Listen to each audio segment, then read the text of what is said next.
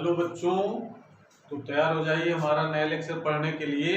आज हम लोग चैप्टर 2 पढ़ने जा रहे हैं। चैप्टर 2 में हम लोगों को पढ़ना है प्रकाश के अपवर्तन के बारे में, जबकि पिछले चैप्टर में हम लोगों ने प्रकाश के परावर्तन के बारे में पढ़ा है। उसमें हमने प्रकाश के गुण लिखवाया था, जब तो बताया था कि प्रकाश में अपवर्तन भी होता है। अपवर्तन का मतलब ये कि एक घटना है कि जब कोई प्रकाश किरण एक पारदर्शी माध्यम से दूसरे पारदर्शी माध्यम में जाती है तो वो अपने मार्ग से विचलित हो जाती है, यानी मुड़ जाती है। जैसे कोई प्रकाश किरण वायु से कांच में जा रही है, सपोज इसको समझ लें पहले, उसके बाद फिर हम लोग लिख लेंगे परिभाषा इसकी।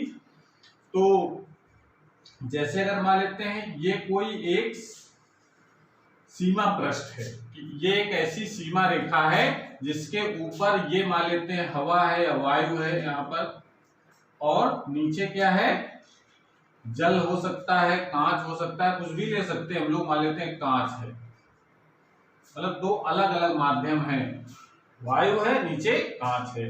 अगर कोई प्रकाश किरण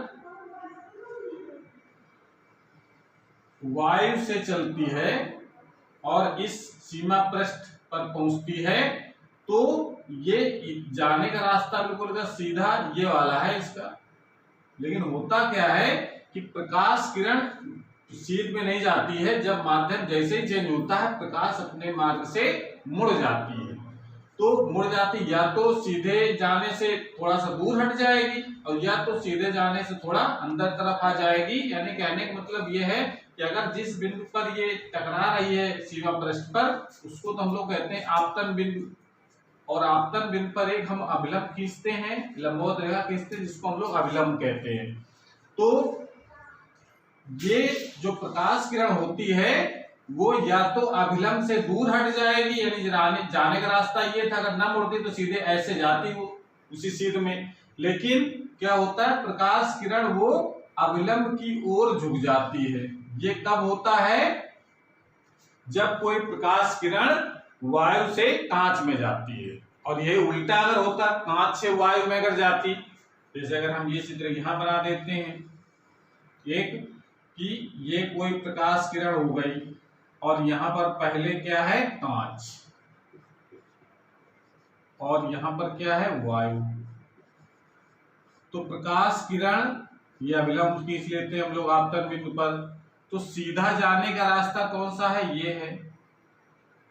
प्रकाश कांच से वायु में जाती है तो ये अभिलंब से दूर हट जाती है, ऐसे जाएगी। बात क्लियर हो रही है।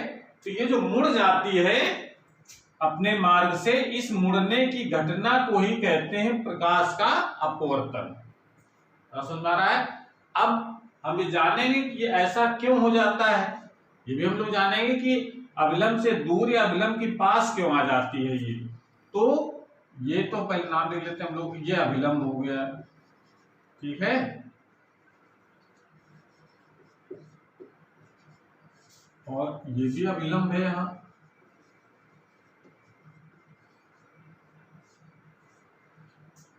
ठीक।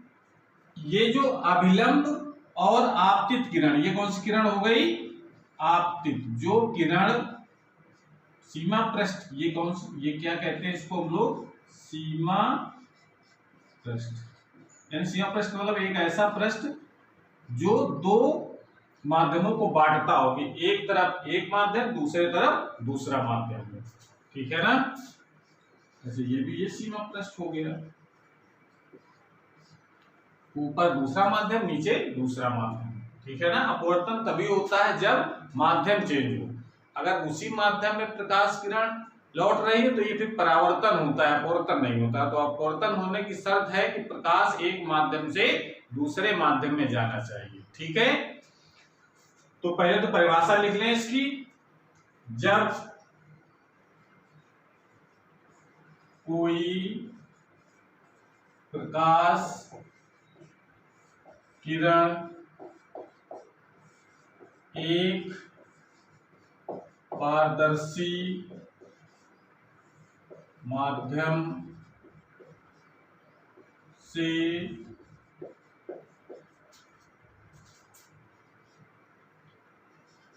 दूसरे पारदर्शी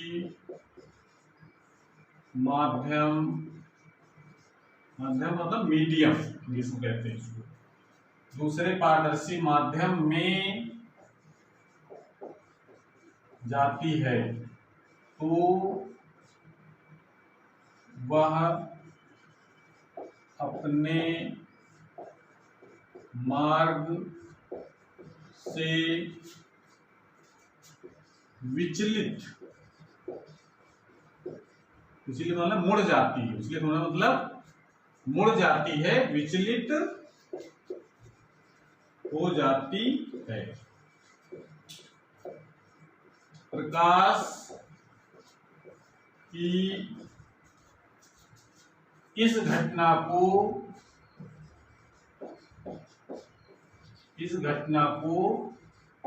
प्रकाश का अपवर्तन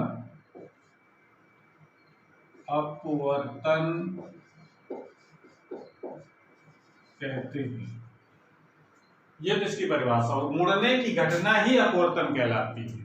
ठीक है, अब देखो इसमें अब बात आती है कि ये अभिलंब की ओर, कब अभिलंब की ओर झुकेगी, कब अभिलंब से दूर जाएगी। तो यहाँ दो माध्यमों की बात हुई, एक माध्यम और दूसरा माध्यम। तो ये दो माध्यम में कंपेयर करना है कि कौन विरल माध्यम है और कौन सघन माध्यम, यानी माध्यम दो प्रकार के यहाँ पढ़ने हैं हमको, एक विरल माध्यम और एक सघन माध्यम। तो कैसे हम जानेंगे कि ये विरल है और ये सघन है? तो उसकी पहचान करने के दो तरीके हैं। एक तरीका तो ये है कि सिंपली हम लोग कह देते हैं कि विरल माध्यम उसको कहेंगे जिसमें प्रकाश की चाल अधिक होती है, क्योंकि माध्यम बदलने से प्रकाश की चाल भी बदल जाती है। तो अगर जिस माध्यम प्रकाश की चाल ज्यादा होगी उसको कहेंगे विरल माध्यम है, जिसमें प्रकाश की चाल कम होती है उसको कहा जाता है सघन माध्यम है। तो जैसे अगर यहाँ कंपेयर करें तो कांच और वायु, तो वायु में प्रकाश की चाल सबसे ज्यादा होती है 3 × 10⁸ मीटर पर सेकेंड, और कांच में जाएगी तो प्रकाश की चाल कम हो जाएगी। तो इसका मतलब है कि ये वायु हमारा कैसा माध्यम हो गया, विरल, यहाँ ज्यादा है प्रकाश की चाल, और ये कैसा हो गया, सघन माध्यम। एक बात तो ये, जैसे यहाँ पर ये वायु क्या है, विरल माध्यम है, और ये है सघन माध्यम, यानी रेयर और डेंसर। विरल का मतलब होता है रेयर और सघन का माध्यम होता है डेंसर।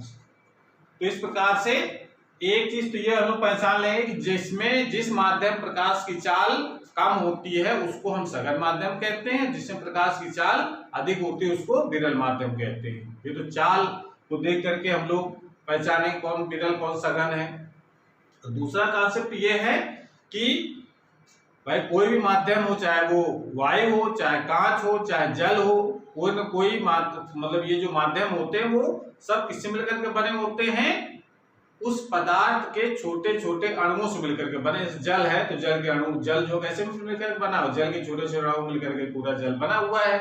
तो अगर जल के अणु या कांच के अणु या वायु के अणु के बीच का खाली स्थान, जिसको हम लोग कहते हैं अंतरा अणु स्थान, उसका अगर कंपेयर किया जाए तो जिसमें अंतरा अणु स्थान अधिक होता है, यानी जिनमें अणुओं के बीच में ज्यादा गैप होता है, तो उसको कहा जाता है विरल माध्यम। और जिसमें खाली स्थान कम होता है, जिनके अणु पास पास होते हैं, उसको कहा जाता है सघन माध्यम। तो दूर दूर अणु वाले को कहेंगे हम लोग विरल, और पास पास वाले अणुओं वाले माध्यम को कहा जाएगा सघन माध्यम। ठीक है ना, तो उससे भी कंपेयर कर सकते हैं कि वायु है, इसके अणु दूर दूर होते हैं तभी तो हम उसको दबा सकते हैं वायु को, और कांच के अणु बहुत पास पास होते हैं, इसको दबा पाना संभव नहीं होता है, इसलिए हम कहते हैं कि वायु विरल माध्यम है और कांच सघन माध्यम है। देखिए विरल और सघन की बात पहचान, सघन विरल की पहचान जो है हम एक अकेले माध्यम से नहीं करते हैं कि कहा जाए कि जल बताओ सघन माध्यम है कि विरल माध्यम है।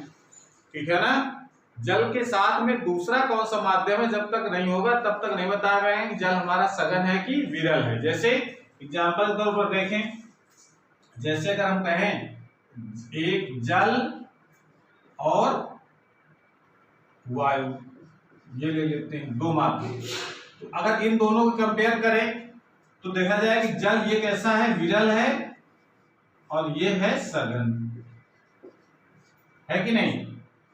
जैसे आपने बताया तरीका, वही जल के अणु जो है वो बहुत दूर दूर होंगे इस जल के अणुओं की अपेक्षा, तो वायु को हम विरल कहेंगे और वायु जल को हम सघन कहेंगे। लेकिन अगर मान दो माध्यम हम ले लेते हैं, जल और कांच, ये दो माध्यम ले लें, ये पारदर्शी माध्यम होते हैं। अब इनका जरा कंपेयर करके देखो, तो कांच के अणु जल के अणुओं की अपेक्षा ज्यादा पास होते हैं, तो इसको हम कहेंगे सघन, और इसको कहेंगे फिर विरल। तो देखो यहां दोनों में जल, यहां पर इन दोनों कंपेयर किया जा रहा है तो सघन माध्यम है, और जब यहां पर कंपेयर किया जा रहा है तो विरल माध्यम है। तो इसका मतलब ये पर्टिकुलर ये निकाल सकते हैं जल विरल है कि सघन है, जब तक उसके साथ में दूसरा माध्यम नहीं होगा, ठीक है ना। तो दूसरा माध्यम जो होगा उससे कंपेयर करेंगे और तब बताएंगे ये माध्यम सघन है कि विरल है उस माध्यम के सापेक्ष, यानी ये हमेशा किसी के सापेक्ष बताया जाता है, विरल है कि सघन है। बात क्लियर हो गई, सघन विरल की पहचान करना, ठीक। तो अब जरा बात करते हैं कि कब मुड़ती है प्रकाश किरण अभिलंब की ओर और कब अभिलंब से दूर मुड़ती है, ठीक है ना। तो इसमें लिख लीजिए एक पॉइंट, जब प्रकाश किरण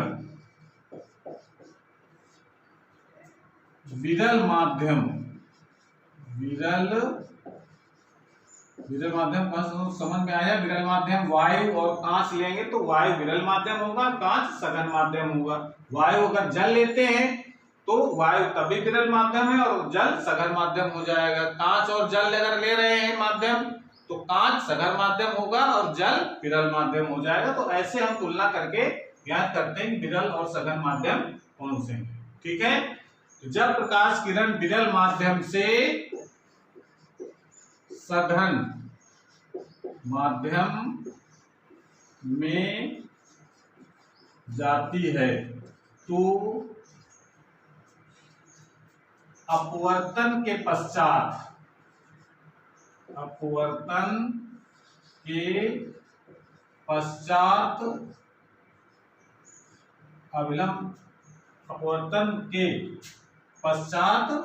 अभिलंब की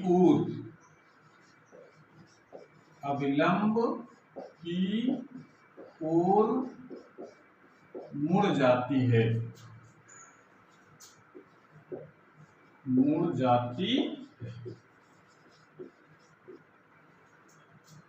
तो जब प्रकाश किरण विरल माध्यम से सघन माध्यम में जाती है तो अपवर्तन के पश्चात अभिलंब की ओर मुड़ जाती है। अभिलंब हमारा है, ये हमने अभिलंब खींचा, इस प्रकार विरल सघन माध्यम में जा रही है तो अभिलंब की ओर, यानी अभिलंब हमारा ये है दूसरे माध्यम में, तो अभिलंब की ओर झुक जाएगी। यानी अगर ये कोण अगर हमारा है 30 अंश सपोज, तो ये सीधा जाती तो 30 अंश हो जाता है ये भी, लेकिन मुड़ गए तो इसका मतलब 30 से कम हो जाएगा, ठीक है ना। 30 से कम हो जाए, 20 हो सकता है, 25 हो सकता है, लेकिन 30 नहीं होगा, ठीक है ना। तो इसका मतलब है कि जब कोई प्रकाश किरण विरल से सघन माध्यम में जाती है तो ये जो आपतित किरण और अभिलंब के बीच का कोण जो होता है इसको हम लोग क्या कहते हैं, आपतन कोण। ये कौन सा कोण है, आपतन कोण। और जो अपवर्तित किरण, ये कौन सी किरण है, अपवर्तित किरण है ये। और अपवर्तित किरण और अभिलंब के बीच का कोण ये कहलाता है अपवर्तन कोण। कौन सा कोण है, अपवर्तन कोण, ये अपवर्तन कोण है, ठीक है। अपवर्तन कोण ये प्रकाश में जा रही है, ठीक है। अपवर्तन कोण यही चीज यहां पर भी है, ये हमारा है आपतन कोण और ये है अपवर्तन। ये आपतित किरण और ये है अपवर्तित किरण, अपवर्तित।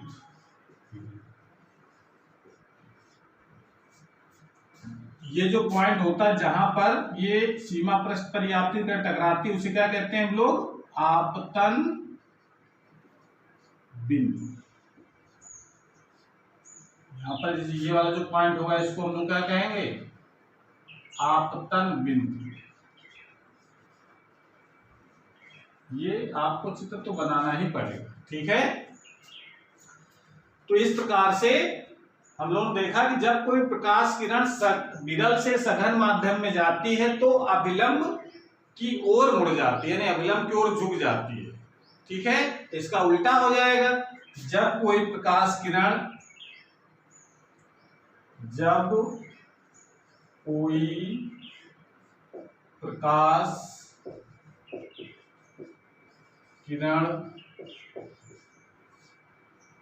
जब कोई प्रकाश किरण सघन माध्यम से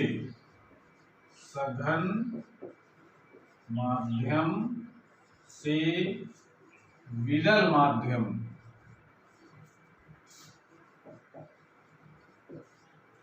में जाती है तो अपवर्तन के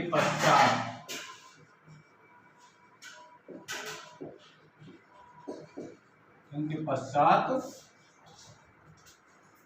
अभिलंब से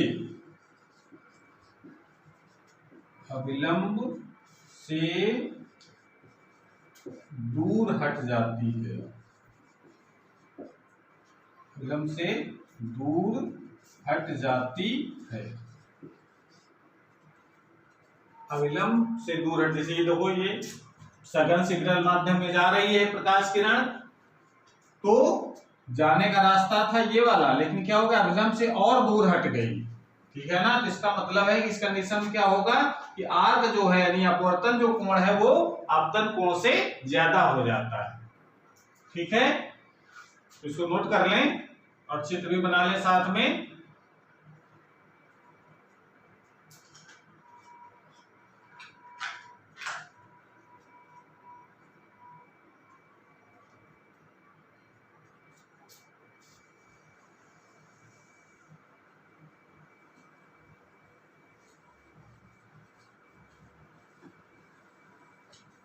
अब देखिए मुड़ क्यों जाती है इसको भी हम लोग जान सकते हैं कि हमने बताया है कि जो विरल माध्यम होते हैं उसके अणु क्या होते हैं? दूर दूर होते हैं। तो इसका प्रकाश कण जब यहाँ ये सघन माध्यम था, इसका मतलब यहाँ के अणु पास पास थे, लेकिन जैसे ही विरल माध्यम में गई तो अणु दूर दूर हो गए, यानी फैलने का मौका मिला उसको, तो फैलने का मौका मिला तो ये दूर हट गई। इसमें उल्टा हो गया, पहले विरल माध्यम था और जब सघन माध्यम में गई तो अणु पास पास हो गए, तो फैलने का मौका नहीं मिला, तो क्या हो गई ये प्रकाश कण और समेट गई अभिलंब की ओर, ठीक है ना।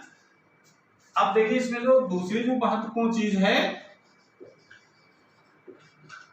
वो ये है कि जैसा कि परावर्तन में दो नियम थे प्रकाश के, उसी प्रकार से प्रकाश के अपवर्तन के भी दो नियम हैं, वो हमको पढ़ने हैं, ठीक है। तो हेडिंग लगाइए, प्रकाश के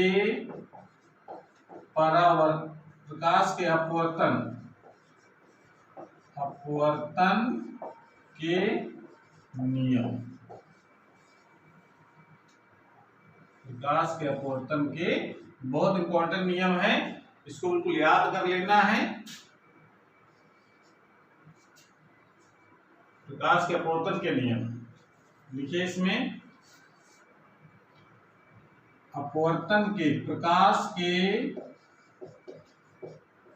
अपवर्तन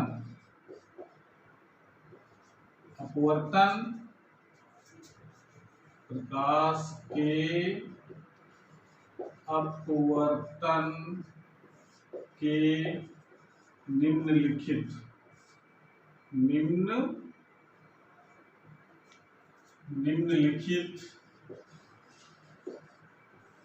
दो नियम हैं,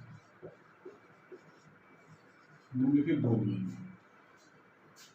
जैसे कि परावर्तन के भी दो नियम थे, उसी प्रकार अपवर्तन के भी दो नियम है। पहला नियम क्या कहता है? आपतित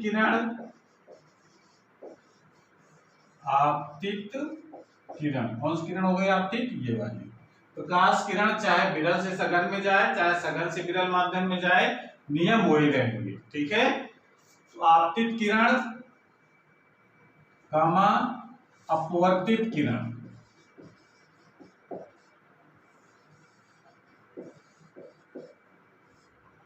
तथा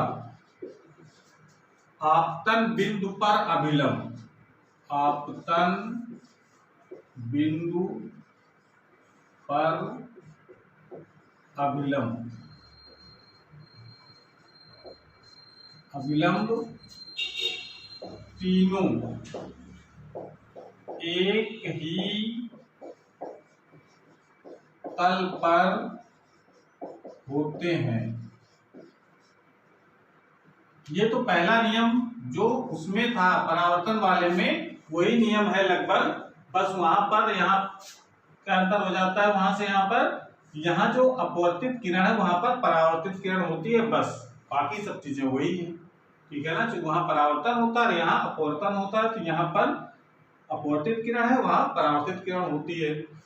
दूसरा जो नियम है वो भी काफी महत्वपूर्ण है।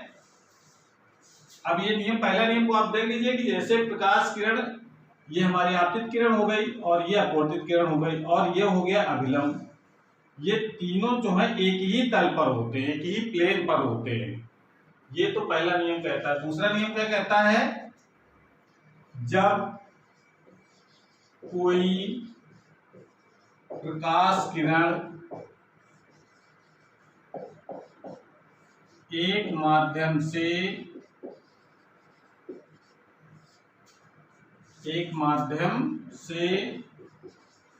दूसरे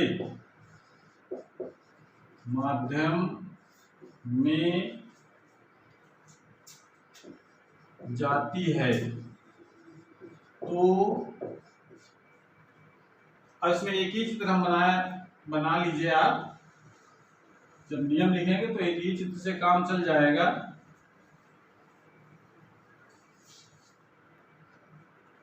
जब कोई प्रकाश किरण एक माध्यम दूसरे माध्यम में जाती है तो आपतन कोण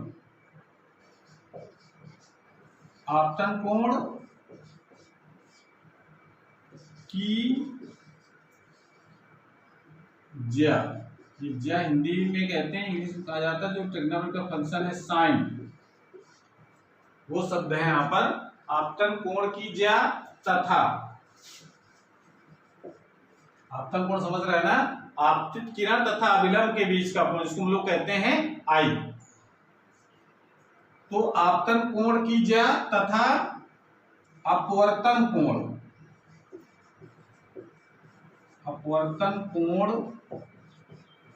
की ज्या यानी साइन का अनुपात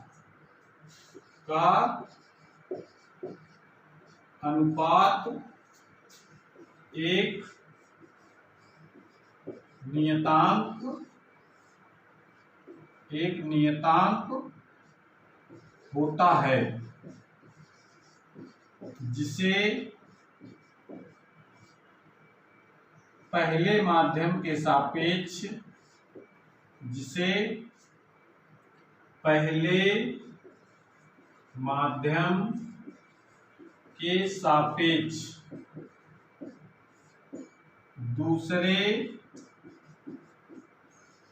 माध्यम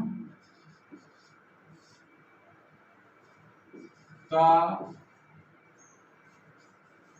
अपवर्तनांक कहते हैं।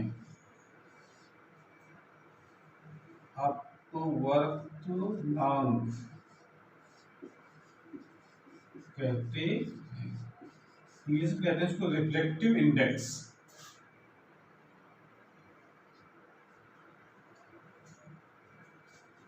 पहले माध्यम के सापेक्ष दूसरे माध्यम का अपवर्तनांक कहते हैं। तो इसको गणित के फॉर्म में कैसे लिखा जाएगा, अपवर्तनांक को किससे प्रदर्शित करते हैं हम लोग, n से। अपवर्तनांक को n से प्रदर्शित किया जाता है। और अगर ये कह रहा है कि पहले माध्यम के सापेक्ष दूसरे माध्यम का अपवर्तनांक, तो उसको सिंबल के रूप में इस प्रकार से लिखेंगे 1n2, यानी पहले माध्यम के सापेक्ष दूसरे माध्यम का अपवर्तनांक किसके बराबर होता है? ये साइन आई, यानी आपतन कोण का साइन और अपवर्तन कोण का साइन का अनुपात, ये एक नियत वैल्यू होती है और उस नियत वैल्यू को ही हम लोग कहते हैं पहले माध्यम के सापेक्ष दूसरे माध्यम का अपवर्तनांक। ठीक है, तो इसको नोट कर लें। इस नियम को, इसका नाम भी है, एक और नाम दिया गया है, इस नियम को स्नेल, इस नियम को स्नेल का नियम भी कहते हैं। तो दूसरा जो नियम है उसको स्नेल का नियम भी कहा जाता है। कभी एग्जाम में आता है स्नेल का नियम लिखिए, तो आपको केवल दूसरा नियम लिख देना है। ठीक है, तो दूसरा नियम याद करने से एक और फायदा है कि अगर कभी कभी आ जाता है कि एग्जाम में या कोई पूछ ले कि अपवर्तनांक किसे कहते हैं, तो अपवर्तनांक की भी यही परिभाषा हो जाती है। अपवर्तनांक का मतलब होता है कि जब कोई प्रकाश किरण एक माध्यम से दूसरे माध्यम में जाती है तो पहले माध्यम में आपतन कोण का साइन और दूसरे माध्यम में अपवर्तन कोण का साइन का अनुपात एक नियतांक होता है, जिसे पहले माध्यम के सापेक्ष दूसरे माध्यम का अपवर्तनांक कहते हैं और उसे हम संकेत के रूप में 1n2 sin i upon sin r लिखा जाता है। जहां पर इसको हम लोग क्या पढ़ते हैं, इसको पढ़ना सब लोग आना चाहिए। 1n2 तो पढ़ते ही है, इसका मतलब क्या है? इसका मतलब होता है पहले माध्यम के सापेक्ष दूसरे माध्यम का अपवर्तनांक। जैसे अगर हम यहाँ पर कहते हैं पहला माध्यम हमारा वायु है, ठीक है, तो पहला माध्यम अगर वायु है तो इस संकेत का नाम क्या लिख दिया जाएगा? वायु को हम लोग ए लिख देते, एयर अपवर्तनांक लिख रहे हैं। और दूसरा माध्यम अगर हम कांच ले लेते हैं तो कांच को इंग्लिश का पहला शब्द ग्लास, तो इसको क्या लिखा जाएगा? ANG। और पढ़ेंगे क्या इसको? हवा के सापेक्ष कांच का अपवर्तनांक। तो ये पढ़ना आना चाहिए, इसका तभी पता चलेगा कि इसका क्या अर्थ है। अगर पढ़ना नहीं आया तो अर्थ भी नहीं समझ में आएगा।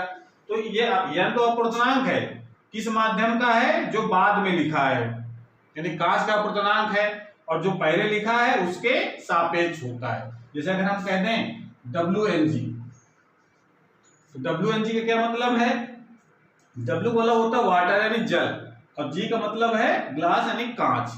तो जल के सापेक्ष कांच का अपवर्तनांक, अगर ये GNW लिखा होता तो कांच के सापेक्ष जल का अपवर्तनांक हो जाता। WNG लिखा है, इसका मतलब है जल के सापेक्ष कांच का अपवर्तनांक। तो बात क्लियर हो गई? अपवर्तनांक का मतलब नोट कर लें इसको।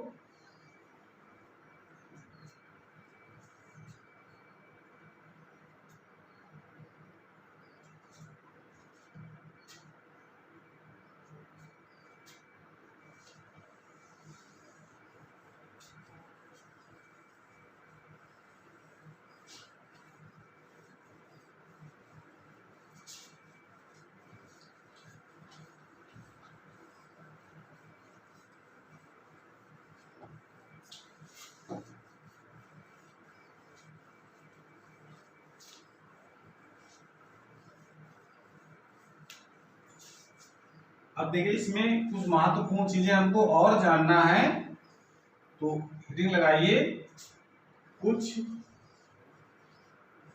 महत्वपूर्ण बातें,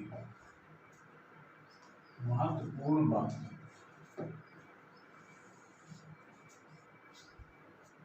तो पहली कौन सी महत्वपूर्ण बात है? अभी हम लोग बार बार कह रहे हैं कि जल का अपवर्तनांक, कांच का अपवर्तनांक, तो अपवर्तनांक जो भौतिक राशि आई है इसका क्या मात्रक हो? तो ध्यान ये रखना है कि अभी हम लोगों ने सूत्र लिखा था कि अपवर्तनांक बराबर होता है साइन आई बटे साइन आर, तो कोणों का अनुपात है, तो जो एक ही भौतिक राशियों का अनुपात है इसलिए इसका कोई मात्रक नहीं होता है। तो क्या लिखेंगे? अपवर्तनांक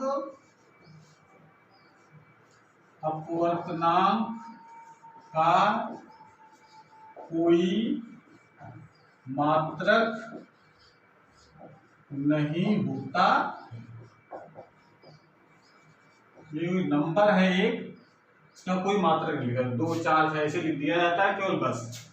और दूसरा महत्वपूर्ण पॉइंट ये है कि जैसा अभी ने बताया कि जब कोई प्रकाश किरण एक माध्यम से दूसरे माध्यम में जाती है तो अपने मार्ग से मुड़ जाती है, ठीक है ना। लेकिन एक ऐसी कंडीशन है कि वो अपने मार्ग से बिना मुड़े हुए भी निकल जाती है। वो कब होता है, जैसे अगर हम ये कह दें कि कोई ये सीमा पृष्ठ है और ऊपर हमारे पास है वायु और दूसरा है नीचे कांच।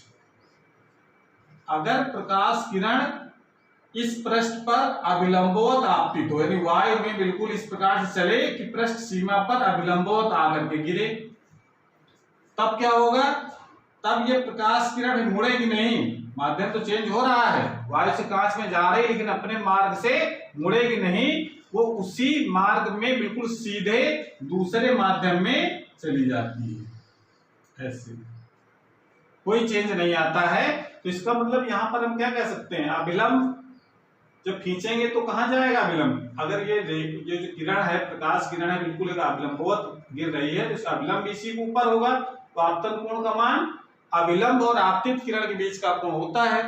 तो जब दोनों एक ही दिशा में हैं, या कह सकते हैं दोनों समांतर हैं, तो उनके बीच का कोण कितना होगा, 0 अंश, ठीक है ना। तो इसका आपतन कोण यहाँ 0 है, तो अपवर्तन कोण का मान कितना होगा, ये हम लोग सूत्र से निकाल सकते हैं। अगर निकालना चाहें तो यदि I इक्वल टू अगर 0 है तो हम sine I upon sine R equal to होता है n। n का मतलब अपवर्तनांक वायु के सापेक्ष कांच का अपवर्तनांक हम कह सकते हैं, ठीक है ना। या इसको Ang लिख सकते हैं, कुछ भी लिख सकते हैं, जो भी माध्यम ले रहे हैं उसके हिसाब से इसका सिंबल चेंज हो जाता है। ये मान कह रहा 0 है, तो साइन 0 की वैल्यू 0 होती है। तो ये sine R equal to Ang, तो यह लिख सकते हैं, इसको क्रॉस मल्टीप्लाई, साइन 0 का मान तो 0 होता है, तो लिख सकते हैं sine R into Ang equal to 0, ये लिखा जा सकता है। अब देखो Ang और साइन R दोनों का मल्टीप्लाई 0 है, इसका मतलब है, ये हम लोग गणित के नियम से जानते हैं कि जब दो संख्याओं का गुणनफल 0 हो, इसका मतलब है कि दोनों में से एक संख्या तो 0 है, तभी गुणनफल 0 आ रहा है, वरना 0 होने कोई चांस ही नहीं था। इसका मतलब या तो ये मान 0 है Ang का मान, या तो साइन R का मान 0 है। अब Ang अपवर्तनांक कभी भी शून्य नहीं होता है, कम से कम 1 हो सकता है, बस 0 कभी नहीं होता। इसका मतलब ये 0 हो नहीं सकता है। अब बचा ये, तो इसका मतलब 0 जब आ रहा गुणनफल, तो इसका मतलब ये अगर 0 नहीं तो ये तो पक्का 0 होगा। अब ये अगर 0 होगा तो इसका मतलब है, लिख सकते हैं कि Ang इज नॉट इक्वल 0, तो साइन R तो पक्का 0 ही होगा। तो साइन R का मान जब 0 होगा तो R का मान भी 0 आ जाएगा। तो इसका मतलब है कि अगर I का मान 0 है तो R का मान भी 0 होगा, यानी अभिलंब के ऊपर से प्रकाश किरण निकल जाएगी, अपने मार्ग से नहीं मुड़ेगी, ठीक है ना। तो इस पॉइंट को भी हमको याद रखना है कि जब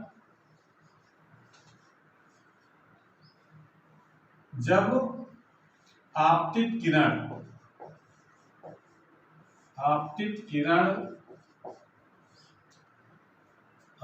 किरण दो माध्यमों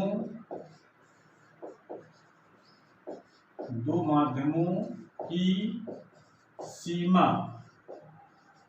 पृष्ठ पर अभिलंबवत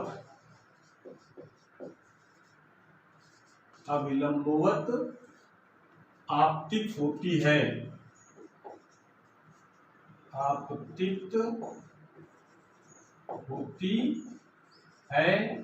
तो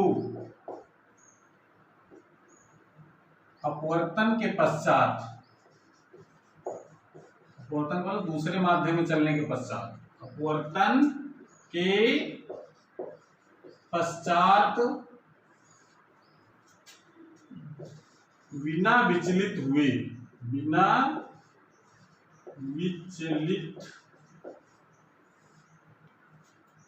हुए दूसरे माध्यम में दूसरे माध्यम में सीधे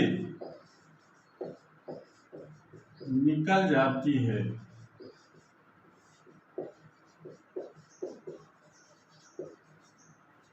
जब आपतित किरण दो माध्यमों की पृष्ठ सीमा पर लंबवत आपतित होती है तो अपवर्तन के पश्चात बिना विचलित हुए दूसरे माध्यम में सीधे निकल जाती है। अर्थात I = 0 है तो R भी 0 होगा। यदि I 0 है तो R भी 0 होता है। ठीक है ना, इसका मतलब तो ये है, और उसको हम इस प्रकार से चित्र में दिखा सकते हैं। ठीक है,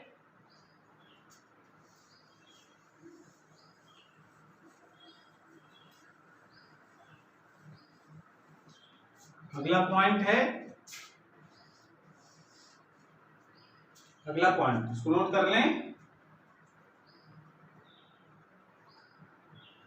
अगला पॉइंट यह है कि जैसा हमने बताया कि जब कोई प्रकाश किरण एक माध्यम दूसरे माध्यम में जाती है तो अपने मार्ग से मुड़ जाती है। तो इसका रीजन है कि प्रकाश की चाल का भिन्न भिन्न माध्यमों में भिन्न भिन्न होना है। यानी माध्यम चेंज हो गया, प्रकाश की चाल भी चेंज हो गई। ठीक है ना, तो हम प्रकाश की चाल भी अगर पता है कि एक माध्यम प्रकाश की चाल कितनी है, दूसरे माध्यम प्रकाश की चाल कितनी है, तो भी हम उसका अपवर्तनांक निकाल सकते हैं कितना होगा। एक तो तरीका हमने स्नेल के नियम में बताया अपवर्तनांक निकालने का कि आपतन कोण का साइन अपवर्तन कोण का साइन का अनुपात कर दो तो अपवर्तन कोण निकल आएगा। दूसरा तरीका एक और भी है कि अगर वेगों का अगर अनुपात कर दिया जाए पहले और दूसरे माध्यम का, तो भी हम पहले माध्यम के सापेक्ष दूसरे माध्यम का अपवर्तनांक निकाल सकते हैं। ठीक है, तो हम इस पॉइंट को भी नोट कर लेंगे, न्यूमेरिकल में इसकी बहुत जरूरत पड़ती है।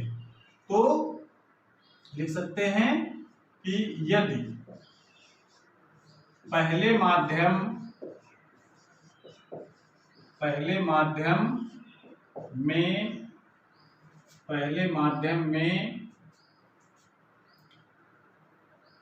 प्रकाश की चाल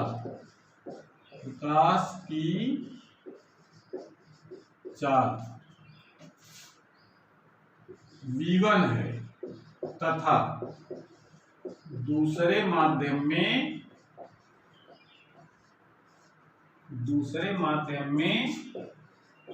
प्रकाश की चाल v2 है, प्रकाश की चाल v2 है, तो पहले माध्यम के सापेक्ष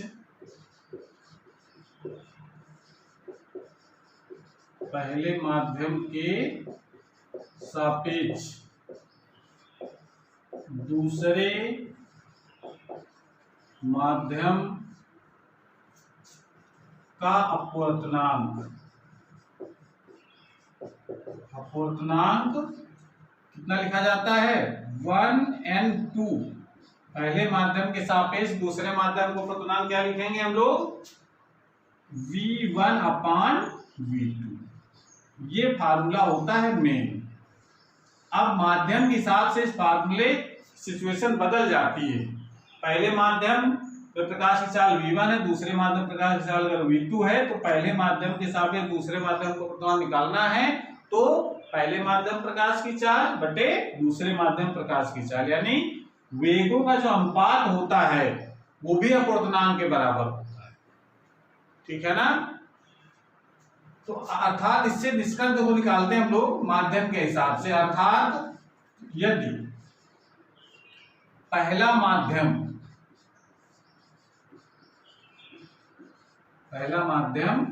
वायु है,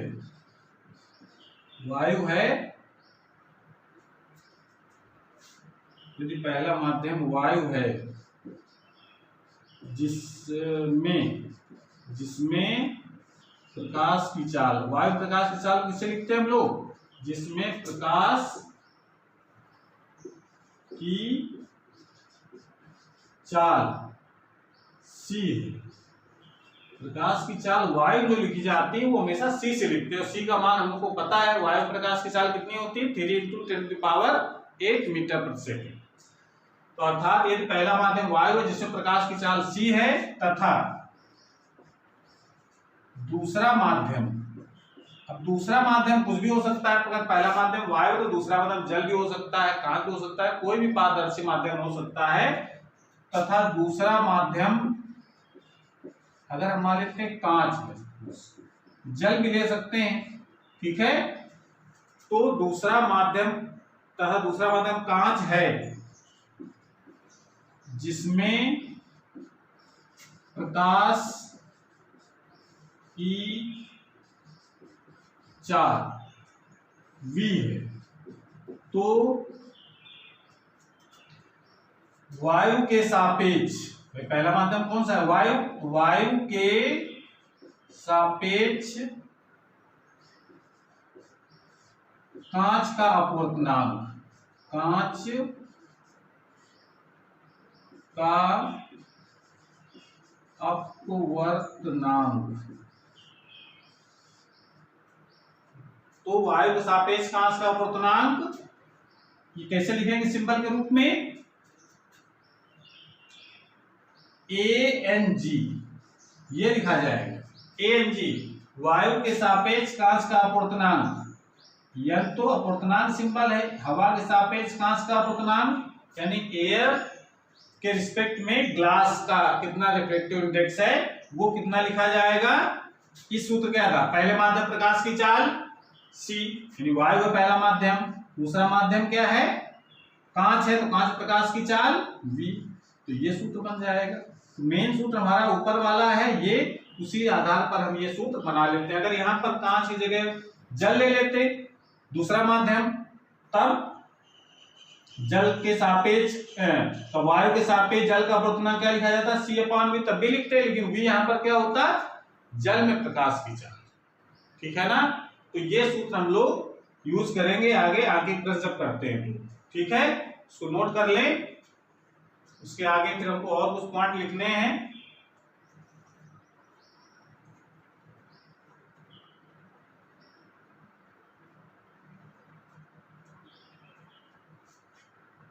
नोट कर लिया,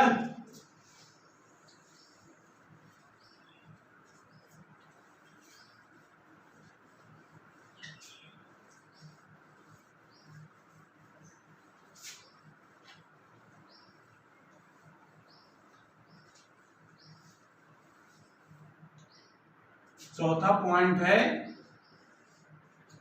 कि यदि पहले माध्यम के सापेक्ष, यदि पहले माध्यम के सापेक्ष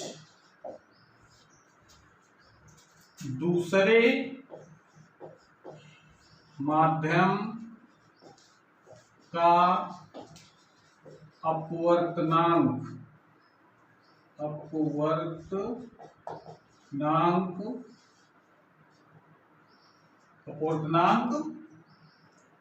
1n2 है, तो ये अगर पता हो कि एक माध्यम के सापेक्ष दूसरे माध्यम का अपवर्तनांक कितना है, तो अगर उसका उल्टा पूछा जाए कि दूसरे माध्यम के सापेक्ष पहले माध्यम का अपवर्तनांक बताओ कितना होगा, तो कैसे निकालेंगे। तो दूसरे माध्यम के सापेक्ष, तो दूसरे माध्यम के सापेक्ष पहले माध्यम का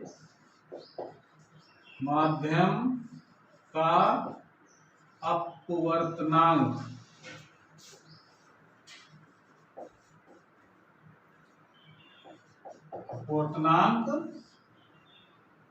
कितना हो जाएगा 2n1, यानी दूसरे माध्यम के सापेक्ष पहले माध्यम का अपवर्तनांक क्या हो जाएगा 1/1n2, यानी उसका उल्टा कर दिया जाता है। रेसिप्रोकल होता है, अगर एक माध्यम के सापेक्ष दूसरे माध्यम का अपवर्तनांक पता है कि अगर कहा जाए कि 2/3 है, तो कहा जाए दूसरे माध्यम के सापेक्ष पहले माध्यम का अपवर्तनांक घटाओ 3/2 हो जाए, उल्टा हो जाएगा, रेसिप्रोकल हो जाता है, व्युत्क्रम होता है ये, ठीक है। तो यदि पहले माध्यम के सापेक्ष दूसरे माध्यम का अपवर्तनांक 1n2 है तो दूसरे माध्यम के सापेक्ष पहले माध्यम का अपवर्तनांक 2n1 इक्वल टू हो जाएगा 1/1n2। ठीक है, ये तो हो गया दो माध्यमों की बात। अगर मान लेते हैं तीन अगर माध्यम है तो जैसे अगर इसमें लिखते हैं कि यदि वायु के सापेक्ष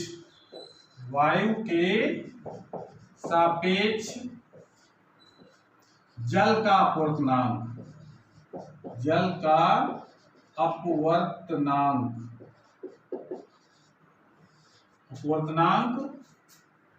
ANW है तथा वायु के सापेक्ष जल का अपवर्तनांक ANW है तथा कांच का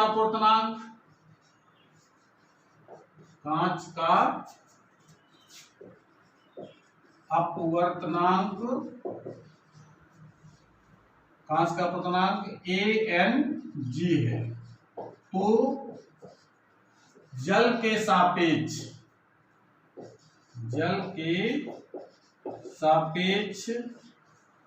कांच का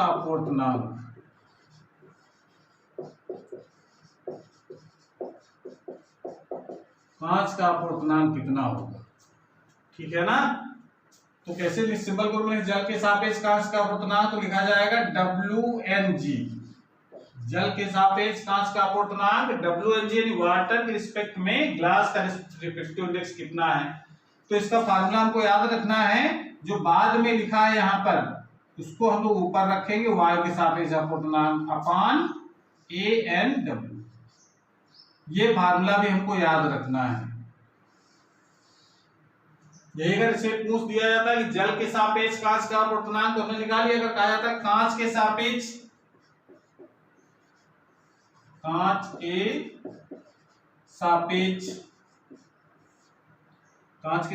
जल का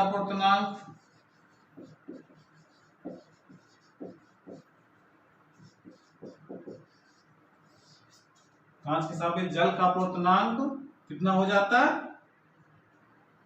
GNW लिखा जाता है इसको, और ये उल्टा हो जाता है ANW अपान ANG। तब ये सूत्र लिखते हैं।